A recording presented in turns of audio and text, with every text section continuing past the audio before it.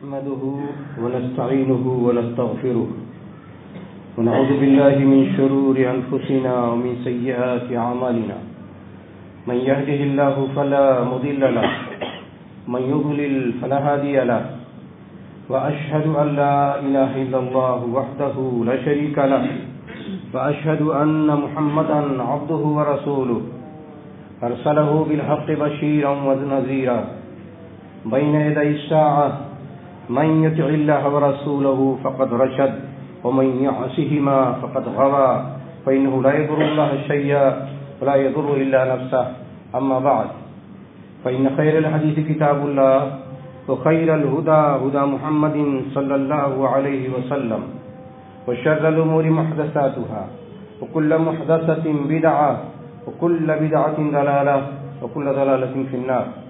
أعوذ بالله من الشيطان الرجيم. يا أيها الذين آمنوا كتب عليكم الصيام كما كتب على الذين من قبلكم لعلكم تتقون. حضرات، تاریخ انسانی اور زمین کی تاریخ میں سب سے بڑا واقعہ رمضان کا مہینہ ہے. رمضان کے مہینہ یہ اللہ تعالیٰ کا سب سے بڑا کرم ہے جو انسان کے اوپر اس نے فرمایا ہے.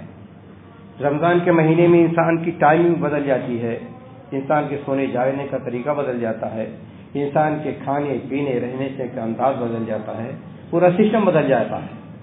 اس کے پیچھے کیا ہے؟ رمضان کے مہینے میں سب سے بڑا واقعہ یہ ہے کہ اللہ تعالیٰ نے اس میں قرآن کریم کو اتارا. شہر رمضان الذی انزل فیہ القرآن ھدی للناس وبینات من الھدی والفرقان. رمضان کے مہینے میں قرآن کریم کو اللہ تعالیٰ نے اتارا اس لیے تاکہ ساری دنیا کے انسانوں کے لیے قیامت تک ہدایت رہے اور ہدایت کے دلیل بھی رہے. صرف ہدایت اگر ہو اور دلیل نہ ہو تو بات نہیں بنتی. ہدایت بھی ہونی چاہیے، دلیل بھی ہونی چاہیے. ہدایت کے نام پر آج دنیا میں اتنی گمراہیاں پائی جاتی ہیں، ضلالتیں پائی جاتی ہیں، لیکن جب اس کے پیچھے دلیل ہو تب یہ طے ہو جاتا ہے کیا ہدایت ہو کیا ضلالت ہے.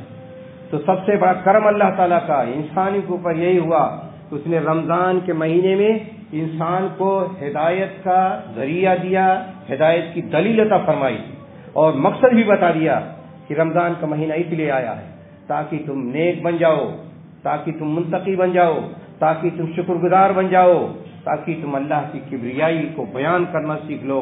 اللہ کی کبریائی و عظمت کے اثرات آپ کی ساری زندگی میں مرتب ہوں، آپ کی زندگی کا لمحہ لمحہ اللہ کی بڑائی و کبریائی کی زیر سایہ آ جائے.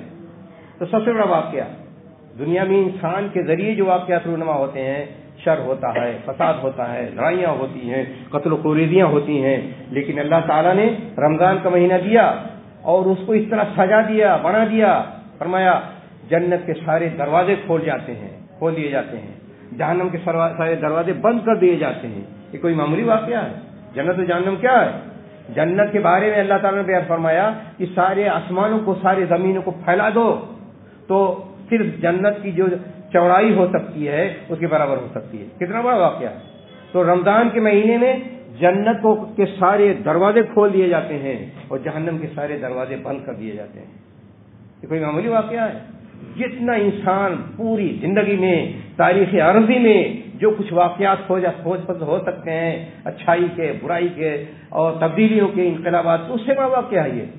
تو رمضان کا مہینہ اتنا بڑا واقعہ ہے کہ جتنے سرکش شیاطین ہوتے ہیں بند کر دیے جاتے ہیں.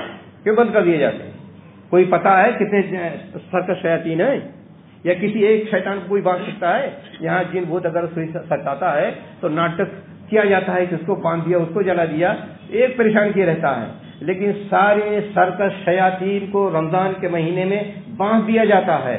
کس لیے باندھ دیے جاتے ہیں؟ اللہ تعالیٰ موقع دیتا ہے انسانوں سدھر جاؤ، تمہارے اندر برائی کے جتنے اثرات ہیں کم کر لو، تمہارے اندر جو وسوسے کی باتیں جتنی ہو سکتی ہیں اس کو دور کر دی جاتی ہیں تاکہ آپ کو زیادہ سے زیادہ موقع ملے کہ آپ اچھائیاں کریں، نیکیاں کریں، برائیوں سے بچیں، شکوک و شبہات سے بچیں. یہ خود اللہ تعالیٰ کی طرف سے آپ کے لیے انتظام ہے، کسی انسان کی طرف سے نہیں ہے، اللہ تعالیٰ کی طرف سے انتظام ہے. اور ہر روز یہ اعلان آتا ہے کہ اگر خیر کے طلبگار ہو، پڑھو، موقع مل رہا ہے. سرکش شیطانوں کو باندھ دیا گیا ہے، آپ کو کیا چاہیے؟ موقع مل رہا ہے، اس موقع سے فائدہ اٹھاؤ رمضان کے مہینے میں اور زیادہ سے زیادہ آگے بڑھو. فرمایا کہ جو برے لوگ ہیں، کہا جو برائی کے رسیاں ہوتے ہیں، کہا ان کو چاہیے کہ جو برائی کے رسیاں ہیں وہ رمضان کے مہینے میں اپنے آپ کو پیچھے ہٹا لیں۔ شیاطین کو باندھ دیے جاتے ہیں، لیکن انسانی شیاطین کو باندھا نہیں جاتا ہے، لیکن یہ اعلان اللہ تعالیٰ کی طرف سے آتا ہے، یہ عام انسان سے نہیں، رب کائنات کی طرف سے اعلان آتا ہے کہ جتنے نیکی کے طلبگار ہیں آگے بڑھو، موقع مل رہا ہے، سائی انوار و تجلیات کی بارش ہو رہی ہے، رحمتوں برکتوں مغفرتوں کا خزانہ کھول دیا گیا ہے، اگر طلبگار ہو، شوق ہے، جذبہ ہے تو آگے بڑھو، اور جو شر کے رسیاں ہیں کہتا اللہ تعالیٰ پیچھے ہٹ جاؤ۔ کہنے کا مطلب یہ نہیں ہے کہ بس پیچھے ہٹ جاؤ، موقع ملتا ہے کہ جو اس طرح کی خصوصیت رکھتے ہیں، جو اچھائی کے طلبگار ہیں، ان کو موقع ملتا آگے بڑھیں، اور جو شر کے طلبگار ہوتے ہیں ان کو اللہ تعالیٰ پیچھے ہٹا دیتا ہے۔ کتنا بڑا کرم ہے، اللہ کی مہربانی ہے، اللہ کا کرم ہے۔ نبی اکرم صلی اللہ علیہ وسلم بیان فرمایا کہ ہر دن اللہ تعالیٰ رمضان کے مہینے میں بہت سے لوگوں کو جہنم سے آزاد کرتا ہے۔ مطلب کیا ہوا؟ جتنے گناہ ہمارے اکٹھا ہو گئے ہیں کہ ہم جہنم میں جانے کے مستحق ہو جاتے ہیں، لیکن رمضان کے مہینوں میں بیڑیاں کٹتی ہیں، آزادی ملتی ہے، گناہوں کی جو انبار لگا ہوا ہے اس کو ختم کیا جاتا ہے، اور رمضان کے مہینے میں جتنا انسان نے پہلے جمع کیا ہے برائیاں اور جہنم میں جانے کا مستحق بن گیا ہے، اللہ تعالیٰ اس کو آزاد کر دیتے ہیں۔ کتنا شوق ہے لوگوں کو! آج دنیا میں جتنا انبار لگاتے ہیں لوگ گناہوں کا، اور جتنا گناہ کرتے رہتے ہیں اپنے ارادوں کے ذریعے، اپنی نیتوں کے ذریعے، اپنے عمل کے ذریعے، اپنی سوچ کے ذریعے، اپنے قول کے ذریعے، اپنے فعل کے ذریعے، اس کو کوئی حد و حساب نہیں ہے، لیکن ہر سال اللہ تعالیٰ رمضان کے مہینے میں انسان کو موقع دیتا ہے، یہ سنہرا موقع ملتا ہے کہ اگر تم چاہے تو جہنم سے آزادی اللہ کی بارگاہ میں آؤ، طلبگار بنو، اپنے آپ کو اچھا بندہ بنانے کی کوشش کرو، جہنم سے آزادی مل جائے گی۔ رمضان کے مہینے میں اللہ کی طرف سے یہ بھی انتظام ہوتا ہے کہ ہر رات ندا آتی ہے اللہ تعالیٰ کی طرف سے، ہر رات، سنیے غور سے، ہر رات اللہ تعالیٰ کی طرف سے ندا آتی ہے کہ رات دن 24 گھنٹہ میں پورا 24 گھنٹہ کسی بھی ٹائم کسی بھی لمحہ اللہ تعالیٰ تمہاری دعاؤں کو قبول فرماتا ہے۔ لِكُلِّ مُؤْمِنٍ فِي كُلِّ يَوْمٍ وَلَيْلَةٍ دعوۃ مستجابہ، اللہ تعالیٰ کی طرف سے یہ فضل عام ہے کہ پورے 24 گھنٹہ میں ہر لمحہ، ہر سیکنڈ، ہر منٹ آپ کے لیے دعوت قبول کرنے کے لیے، دعاؤں کو قبول کرنے کے لیے دروازہ کھلا ہوا ہے۔ کتنا شوق و جذبہ ہے! دعائیں ہر وقت نہیں قبول ہوتی ہیں، عام دنوں میں مخصوص اوقات ہوتے ہیں، جمعہ کے دن خاص وقت میں دعا قبول ہوتی ہے، صبح کے ٹائم دعا قبول ہو جاتی ہے، خاص اوقات ہوتے ہیں، لیکن رمضان کے مہینے میں ہر روز 24 گھنٹہ میں ہر لمحہ، ہر گھڑی یہ دروازہ کھلا ہوا ہے۔ آپ ہاتھ اٹھائیے، اخلاص سے مانگیے، اللہ کی بارگاہ میں روئیے، گڑگڑائیے، آپ کی دعائیں قبول ہوتی ہیں۔ اور زندگی، آج کی زندگی عذاب بنی ہوئی ہے، کون سی پریشانی نہیں ہے جو آج دنیا میں پائی نہیں جاتی ہے؟ لڑائی جھگڑے، فتنے، فساد، ضلالت، گمراہی، بدعت، شر، خیانتیں، دبنگئی، کبر، غرور، کون سا ہے؟ ٹھاٹے مارتا ہوا سمندر ہے گناہوں کا، مشکلات کا، پریشانیوں کا، لیکن اللہ تعالیٰ نے رمضان کے مہینے میں آپ کے لیے یہ موقع دیا ہے۔ جتنی آپ کی پریشانیاں ہیں اللہ کی بارگاہ میں پیش کر دو، آپ کے گھریلو پریشانیاں ہیں، آپ کی معاشی پریشانیاں ہیں، آپ کی بیماریاں ہیں، آپ کے قرض ہیں، دشمنوں کا خوف ہے، ڈر ہے، کون سی پریشانی نہیں ہے؟ اور ہندوستان میں دیکھیے ڈر، مروبیت، خوف، ہر طرف دھمکانے، ہر طرف دبانے کی باتیں ہو رہی ہیں، اللہ کی بارگاہ میں رکھیے، پیش کیجیے کہ اللہ تعالیٰ تیری سرزمین پر ہم جی رہے ہیں، دشمنان دین ہمارے لیے زندگی تنگ کیے ہوئے ہیں، ان سے تو نمٹ لے۔ ہر مسلمان اگر یہ التجا کرے اللہ کی بارگاہ میں، ہاتھ پھیلائے، تو کیا جب یہ اعلان ہو رہا ہے کہ ہر مسلمان کے لیے دعوت قبول ہو رہی ہے، ہر گھڑی دعوت قبول ہو رہی ہے، تو کیوں نہیں پیش کرتے؟ سلیقہ بھی نہیں رہ گیا، سارے مسائل سے انسان جوجھ رہا ہے، لیکن یہ بھی اللہ تعالیٰ کا اعلان ہو رہا ہے کہ رمضان کے مہینے میں ہر لمحہ کی دعائیں قبول ہو رہی ہیں، اللہ کی بارگاہ میں پیش کرنے، اللہ کی بارگاہ میں رونے گڑگڑانے، اللہ کی بارگاہ میں اپنی عرض پیش کرنے، اپنی عرضی پیش کرنے، گزارش پیش کرنے کی توفیق نہیں مل پاتی ہے۔ رمضان کے مہینے میں یہ چھوٹ جو ملی ہوئی ہے کہ آپ کی دعائیں ہر لمحہ قبول ہو سکتی ہیں، گھر میں دعا کریں، مسجد میں دعا کریں، گھروں کو آباد کریں دعاؤں سے، جہاں موقع ملے اسے دعا کریں، اللہ کی بارگاہ میں فریاد کریں، آپ کی دعائیں قبول ہو جائیں۔ اور کم سے کم دعا کی قبولیت کا مسئلہ یہ ہوتا ہے کہ اگر آپ کی جو مانگ رہے ہیں وہ نہ پوری ہو تو کوئی مصیبت ٹل جاتی ہے، وہ بھی نہ ٹلے دنیا میں تو آخرت میں آپ کے لیے ذخیرہ کر دیا جاتا ہے۔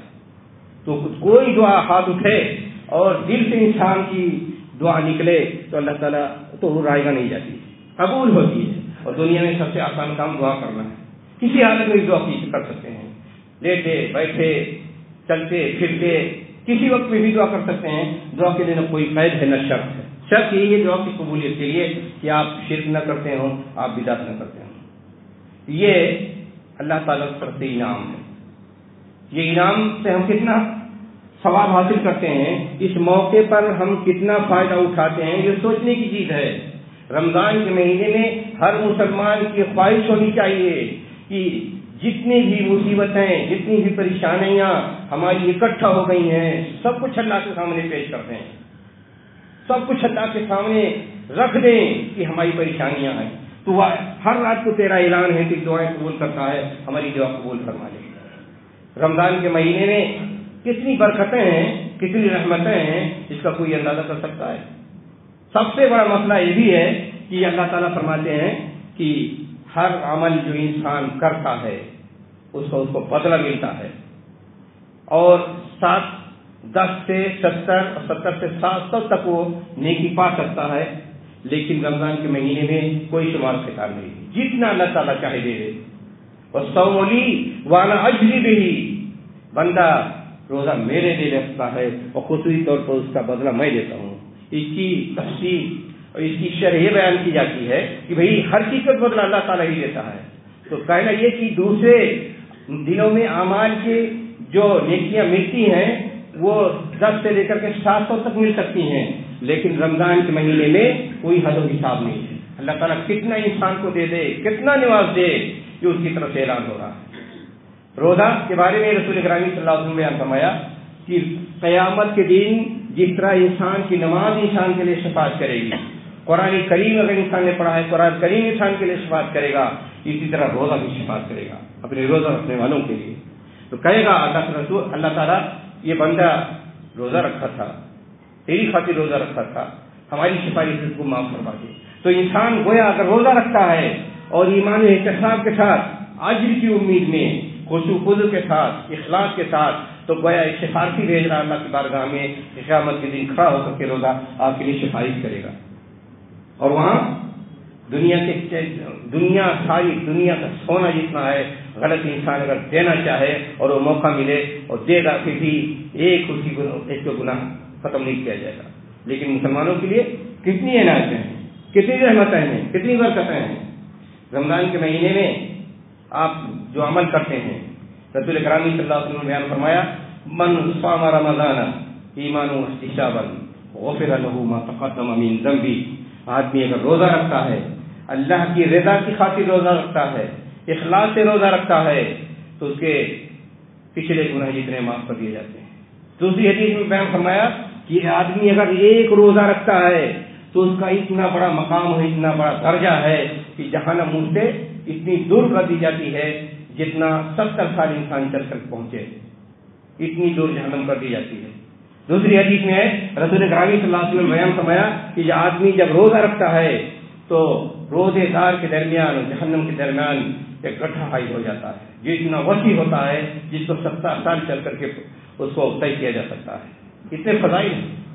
رسول اکرم صلی اللہ علیہ وسلم نے بیان فرمایا من قام رمضان ایمانا واحتسابا غفر له ما تقدم من ذنبه، آدمی اگر قیام اللیل کرتا ہے، تراویح پڑھتا ہے، تراویح پڑھتے ہیں، قیام اللیل کرتے ہیں، آدمی انفرادی طور پر کرے، اجتماعی طور پر کرے، جماعت کے ساتھ پڑھے، جس طرح انسان کو توفیق ملے، دل لگا کے پڑھتا ہے، اگر خشوع و خضوع کے ساتھ پڑھتا ہے تو اس کے بارے میں رسول اکرم صلی اللہ علیہ وسلم کا فرمان ہے، بخاری کی حدیث ہے کہ اگر آدمی اخلاص سے پڑھتا ہے، اجر کی امید لگائے، یہ جو کہا گیا ایمان و احتسابا، ایمان مطلب یہ ہوا کہ آپ کا ایمان سچا ہے اور اللہ کی رضا کی خاطر اخلاص سے آپ نماز پڑھ رہے ہیں، اور احتساب مطلب یہ ہے کہ آپ کو پکا یقین ہے، خواہش ہے، طلب ہے کہ اس کا مجھے اجر ملنا چاہیے، بغیر طلب کی کوئی چیز نہیں ملتی ہے۔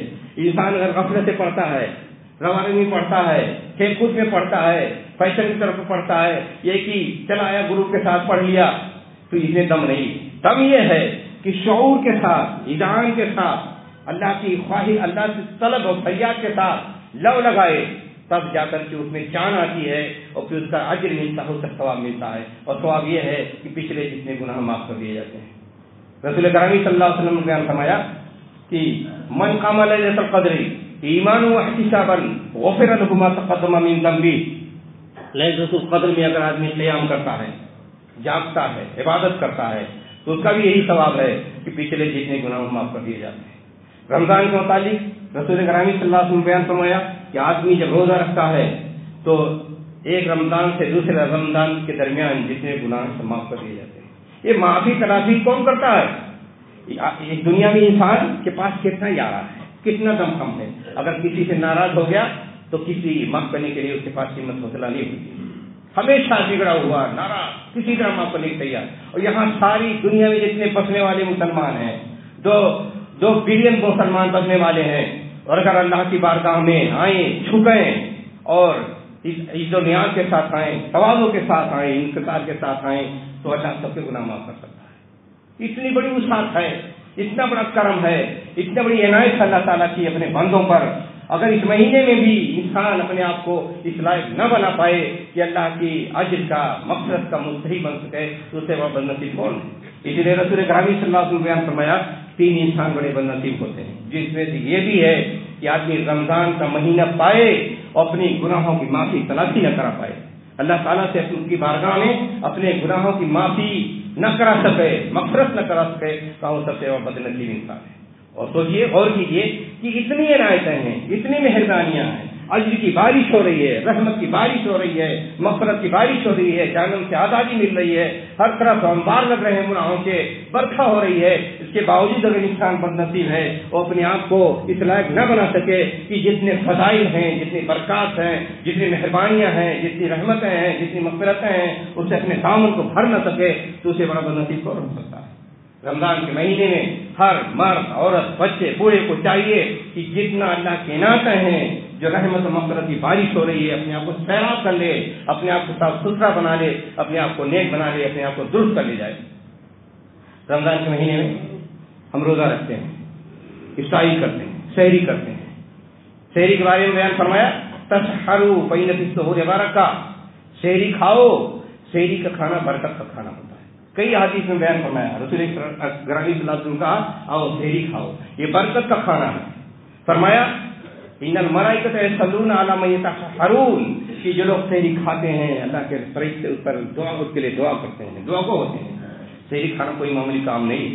اس وقت سحری کھائی جاتی ہے جب اللہ کی عنایت ساری کائنات پر ہوتی ہے. آدمی اس وقت جب کھاتا ہے تو اس وقت اللہ تعالیٰ کے فرشتے بھی دیکھ رہے ہوتے ہیں، وہ دعا کرتے ہیں، اللہ کی عنایت ہوتی ہے، اس وقت قبولیت کی کھڑی ہوتی ہے.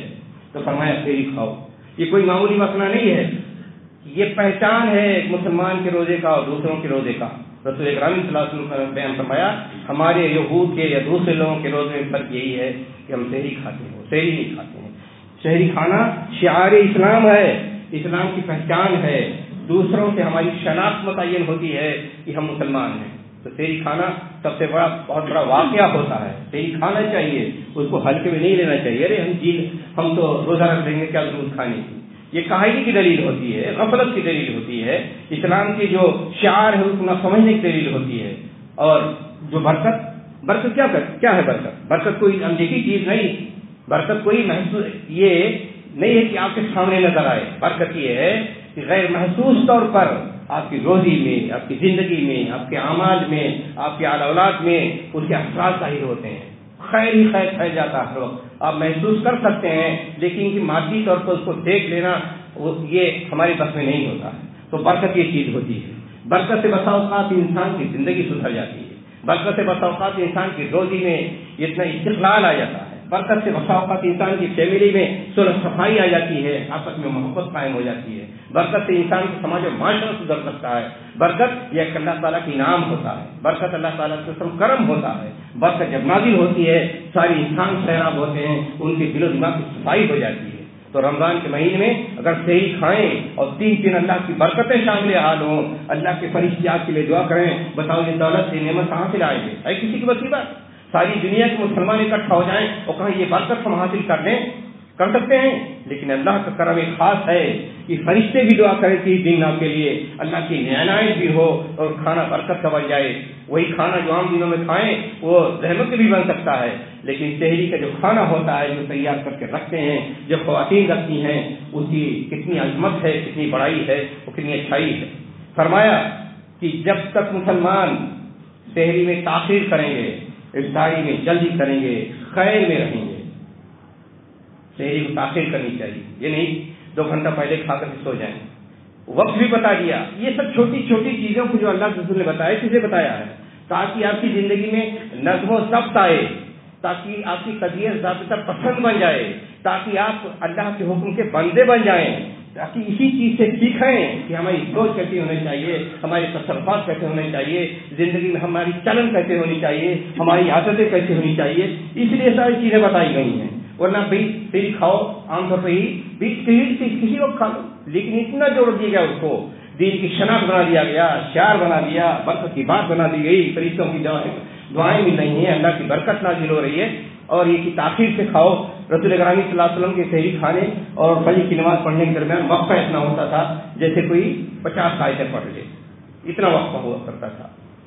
تو یہ تو سحری کی بات ہوئی۔ افطار کے بارے میں فرمایا کہ آدمی جب افطار کرتا ہے تو اس وقت دعا قبول ہوتی ہے، خصوصی طور پر روز دعا قبول ہوتی ہے، ہر وقت دعا قبول ہوتی ہے، لیکن اس وقت دعا خاص طور پر قبول ہوتی ہے۔ آپ تصور کیجئے ساری دنیا میں مسلمان افطار کے لیے دسترخوان پر بیٹھے ہوئے ہیں، ہر آدمی کو شوق ہے، خوشی ہے، جذبہ ہے، اتحاد کا ماحول ہے، دلوں میں مسرت ہے۔ یہ ماحول ملے گا دنیا میں کیا کہیں یہ چیز آپ دیکھیں گے؟ گئی گزری حالت میں آج بھی دنیا میں وہ منظر کتنا حسین منظر ہوتا ہے جب سارے مسلمان دسترخوان پر بیٹھے ہوتے ہیں، اللہ سے کے لیے روزہ رکھا ہے، افطار کا ٹائم ہوتا ہے، اللہ کی نظر عنایت ہوتی ہے، خوشیاں ہوتی ہیں۔ اسی لیے رسول کریم صلی اللہ علیہ وسلم نے فرمایا مسلمانوں کے لیے 2 خوشی کے خاص وقت ہوتے ہیں، فرحتان، ایک خوشی اس وقت ہوتی ہے جب انسان افطاری کرتا ہے، اور دوسری خوشی اس وقت ہوگی جب اللہ سے ملاقات ہوگی قیامت کے لیے۔ اندازہ لگائیے کہ قیامت جب برپا ہوگی اور ایک مسلمان کی ملاقات اللہ سے ہوگی، اس وقت خوشی کو موازنہ کیجیے۔ دنیا میں جب انسان افطار کرتا ہے ایک مسلمان، اس وقت کی خوشی کا، دونوں خوشی کو ایک جگہ جوڑ دیا گیا ہے۔ اندازہ لگائیے اس کی آخرت کی خوشی اور دنیا کی خوشی کو، اس خوشی کو آپ کم نہ جائیے۔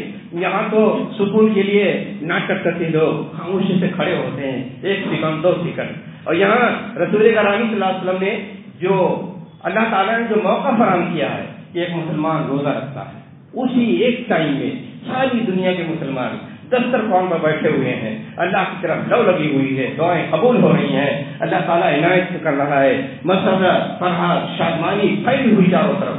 بتائیے یہ چیزیں کہاں سے کاٹ کے لائیں گے، کہاں سے حاصل کر کے لائیں گے؟ یہ خوشی رمضان کے مہینے میں حاصل ہوتی ہے، یہ عنایت ربانی اللہ تعالیٰ کی طرف سے حاصل ہوتی ہے۔ اس کا کوئی وجہ ہے دنیا میں؟ اگر یہی مسرت و شادمانی مسلمانوں کے دلوں میں بس جائے تو پوری زندگی کما سکتی ہے، دل و دماغ میں جو نفرتیں ہوتی ہیں وہ مٹ سکتی ہیں۔ اسی وقت کی خوشی کو انسان مسلمان اگر اپنے دل میں بسا لے اور وہ چیز بس جائے انسان کے دلوں میں، تو اس کی ساری زندگی عیش کی، محبت کی، تعاون کی، اچھائیوں کی ہو، اور دلوں سے جتنے منفی اثرات ہو سکتے ہیں، نفرت کے، بغض کے، عداوت کے، حسد کے، ساری چیزیں ختم ہو سکتی ہیں۔ تو رمضان کے مہینے میں اس کا اہتمام ہونا چاہیے کہ افطار کے وقت یہ خوشی حاصل ہوتی ہے، اس خوشی کو اپنے دلوں میں اس طرح سجا بنا کے رکھ لیں کہ پوری زندگی میں کام آنا شروع کر دے، یا پورے سال کام آئے۔ 30 دن یہ خوشی اگر حاصل ہوتی ہے، اور اللہ سے آپ دعا کریں کہ یہ خوشی ہمارے دل میں آباد ہو جائے، ہمارے ذہن میں آباد ہو جائے، اور پورے صرف 11 مہینے کام آتے رہے، تو کیا وعید ہے کہ دعا قبول نہ ہو؟ تو یہ جو خوشی حاصل ہوتی ہے کیوں نہ اس کو سنبھال کے رکھ لیں، سجا کے رکھ لیں، بنا کے رکھ لیں، اور اس سے زندگی پورے 11 مہینے مستفید ہوتے رہیں، اور خوشی آپ کی برابر آپ کو اندر طاقت، توانائی، اعتبار، اپنی ذات پر بھروسہ، سماج و معاشرے میں امن اور شانتی پھیلنے کا ذریعہ نہیں بن سکتا۔ اسی وقت وہ خوشی حاصل کرنے بھول جائیں تو کوئی بات ہوئی، بھولنا نہیں چاہیے. یہ عنایت جو اللہ تعالیٰ کی طرف سے ملی ہے اس کو برقرار رکھنا چاہیے. رسول اکرم صلی اللہ علیہ وسلم نے بیان فرمایا کہ افطار کا ٹائم متعین ہے. جیسے سورج غروب ہو اب افطاری کر لو. کہا اس میں تاخیر نہیں کرنا. فرمایا کہ اگر تاخیر جب تک افطار میں جلدی کرو گے خیر میں رہو گے, تمہاری اجتماعیت قائم رہے گی. اجتماعیت قائم رہے گی, خیر رہے گا. دو الفاظ ہیں. مطلب کیا ہوا؟ بہت حساس اور نازک وقت ہوتا ہے. وہ افطار جب کرتے ہیں تو بہت ہی حساس, بہت سینسیٹیو وقت ہوتا ہے. اس وقت اگر سارے دنیا کے مسلمان رسول اکرم صلی اللہ علیہ وسلم کے آرڈر پر عمل کریں کہ جیسے سورج غروب ہوا ہم افطاری کریں گے, کوئی احتیاط کا کوئی چکر نہیں ہے. کہیں 2 منٹ کا احتیاط ہو رہا ہے, کہیں 10 منٹ کا احتیاط ہو رہا ہے. احتیاط کہاں سے آ گیا؟ مداخلت ہو گئی نتیجے میں. اس حساس موقع پر اگر آپ کے نفس کی مداخلت ہو جائے تو اللہ کا جو نظام ہے اس کو آپ نے تباہ برباد کر دیا. اور جو اہم ترین وقت ہے کہ اپنے دلوں کو بدل لائیے, احساس کے لیے اپنے آپ کو آباد کر لیجیے. 30 دنوں میں اگر مشق کریں کہ اپنی نفس پرستی کو چھوڑ کر اپنے منمانی کرنے کے بجائے جو آرڈر آ گیا ہے اللہ رسول کا اس کے مطابق فوراً عمل کریں گے, کوئی احتیاط, کوئی شک و شبہ ہم قریب نہیں آنے دیں گے, تو 30 دن کی مشق کرنے کے بعد جو احساس پذیری آئے گی, جو اللہ رسول کے احساس کا جذبہ پھیلے گا اور جو احساس کا جذبہ پیدا ہوگا اس کو بنا کے رکھیں, سنوار کے رکھیں, تو دنیا میں جتنی بدعات ہیں, بغاوتیں ہیں, غفلتیں ہیں, شکوک ہیں, شبہات ہیں, ساری چیزیں ختم ہو سکتی ہیں. تربیت کا مہینہ ہے, ہر قدم پر تربیت کا انتظام کیا گیا ہے. ہر قدم پر رمضان کے مہینے میں آپ کو سنوارنے, بنانے, سدھارنے کی پورا انتظام کر دیا گیا ہے. ضرورت یہ ہے کہ اس کو اہتمام کو سمجھیں اور جانیں. رمضان کے مہینے کو اللہ تعالیٰ نے بیان فرمایا الصوم جنہ, روزہ ڈھال ہے. کس کے لیے ڈھال ہے؟ ڈھال ہے شر سے لڑنے کے لیے, بچاؤ کے لیے. ڈھال ہے جہنم سے بچنے کے لیے. ڈھال ہے شیطان کی وسوسوں سے بچنے کے لیے. روزہ آپ رکھیں تو روزہ رکھنے کے بعد آپ کے اندر اتنی طاقت اور توانائی آ جانی چاہیے, آپ کے اندر اتنا انضباط آنا جانا چاہیے, آپ کے اندر اتنا کنٹرول ہونا چاہیے, سیلف کنٹرول ہو جانا چاہیے کہ آپ سارے شر سے بچ سکیں.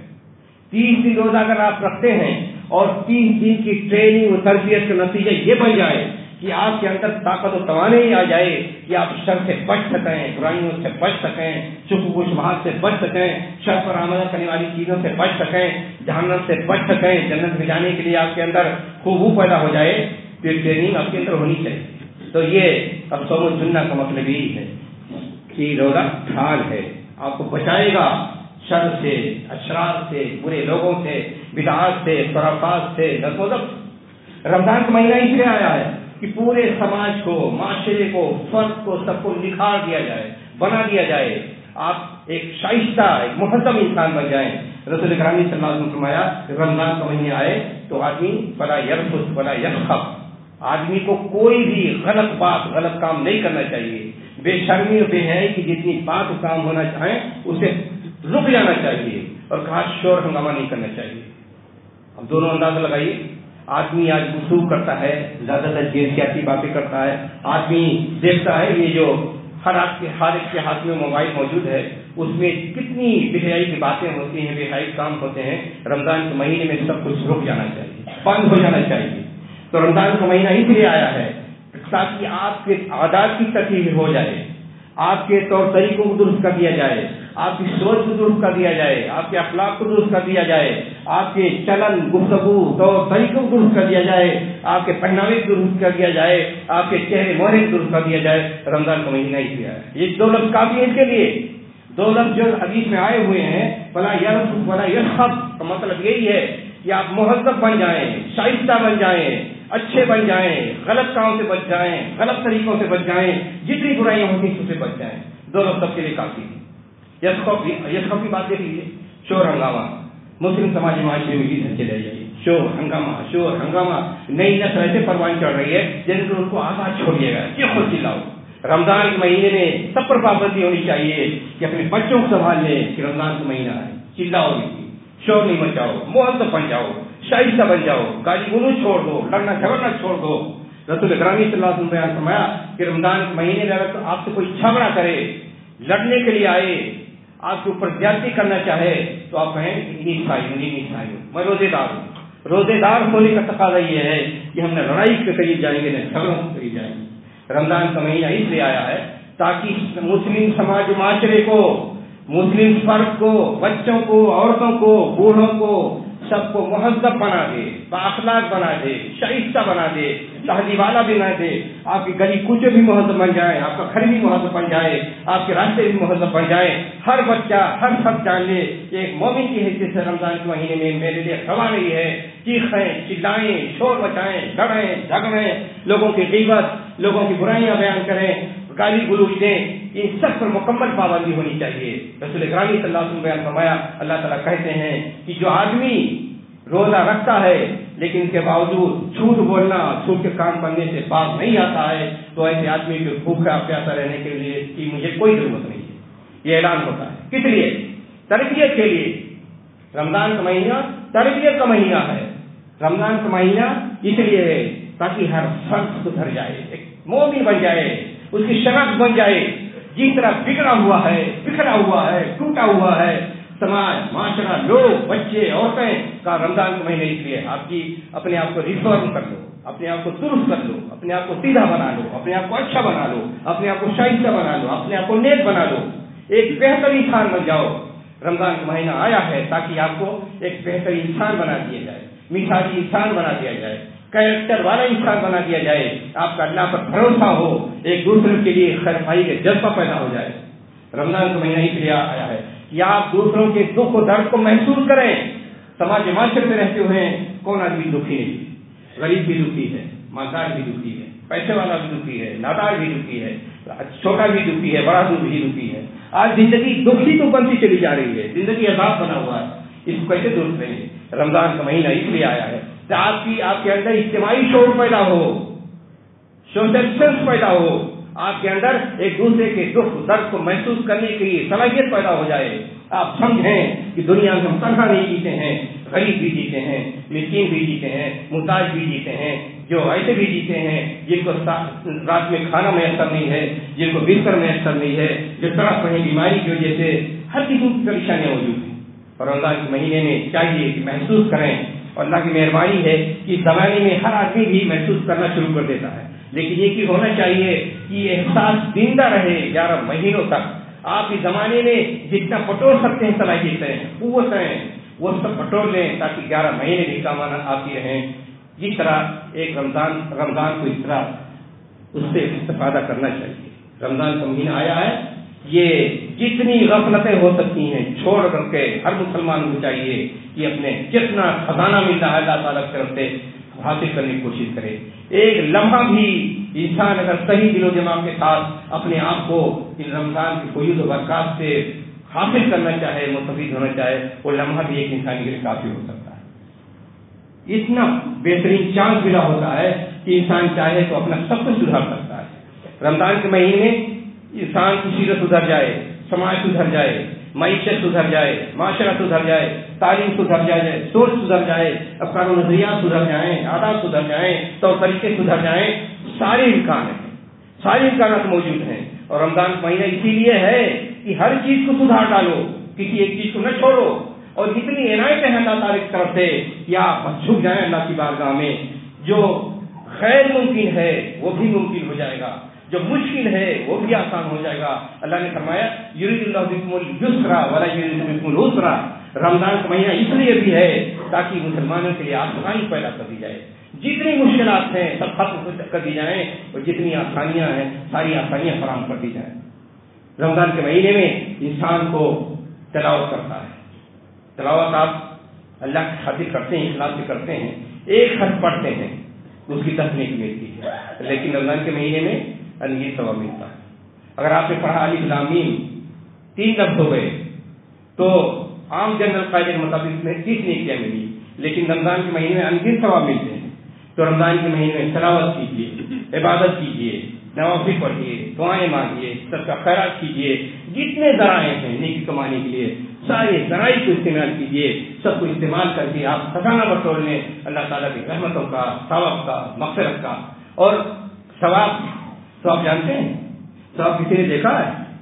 ثواب نہیں دیکھا ہے، لیکن ثواب اتنا ملتا ہے کہ بسا اوقات ایک انسان کا ثواب اتنا زیادہ ہو سکتا ہے کہ ساری دنیا کو بھر سکتا ہے وہ ثواب.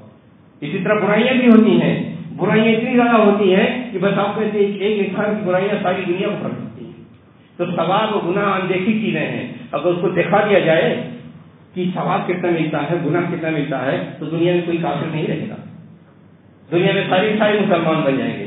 لیکن یہ آزمائش ہے, دنیا ابتلا کی دنیا ہے, آزمائش کی دنیا ہے, اس لیے سب کو چھپا کے رکھا گیا ہے, غیر حصی بنا دیا گیا ہے. ورنہ اس کو دیکھتے ہوئے ساری دنیا سدھر جائے گی, کچھ کہنے نہیں پڑے گا. اگر آدمی ایک برائی کرے اور دیکھ لے اس کا کتنا گناہ مل رہا ہے اور اس کا انجام کیا ہوگا, اس کے سامنے نظر آئے تو کیا حالت ہوگی اس کی. وہ کبھی ہمت نہیں کر سکتا ہے کہ کفر کرے, برائی کرے, ساری کی ساری دنیا کی لوگ جنتی بن جائے. تو گناہ و ثواب کا احساس کیجیے کہ اللہ تعالیٰ کتنا دیتا ہے اور رمضان کے مہینے میں کتنا نوازتا ہے, وہ کتنا انسان مستفید ہو سکتا ہے. رمضان کے برکات کی, رمضان کے عنایتوں کی کوئی کمی نہیں. اللہ تعالیٰ ہم سب کو توفیق عطا فرمائے کہ یہ جو سنہرا موقع ملا ہے ہم اس سے زیادہ سے زیادہ مستفید ہوں, زیادہ سے زیادہ ہم نیکیاں بٹوریں, زیادہ سے زیادہ ہم اپنے گناہوں کو ختم کروائیں, اللہ کے سامنے روئیں گڑگڑائیں. اللہ تعالیٰ تمام مسلمانوں کو توفیق عطا فرمائے.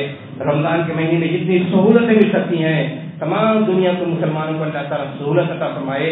جہاں لوگ جس پریشانی میں مشکل میں پڑے ہوئے ہیں اللہ تعالیٰ رمضان میں ان تمام مشکلات کو دور فرما دے اور تمام مسلمانوں کی دعائیں قبول ہو جائیں, ہماری گناہ معاف کر دیے جائیں. ہمارے لیے جو بھی دشمنان اسلام مشکلات پیدا کر رہے ہیں اللہ تعالیٰ ان سارے مشکلات کو ختم کر دے. وآخر دعوانا ان الحمد للہ رب العالمین.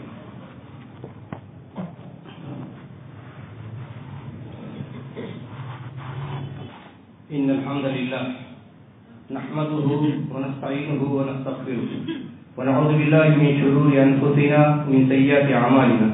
من يهده الله فلا مضل له ومن يضلل فلا هادي له. واشهد ان لا اله الا الله وحده لا شريك له واشهد ان محمدا عبده ورسوله.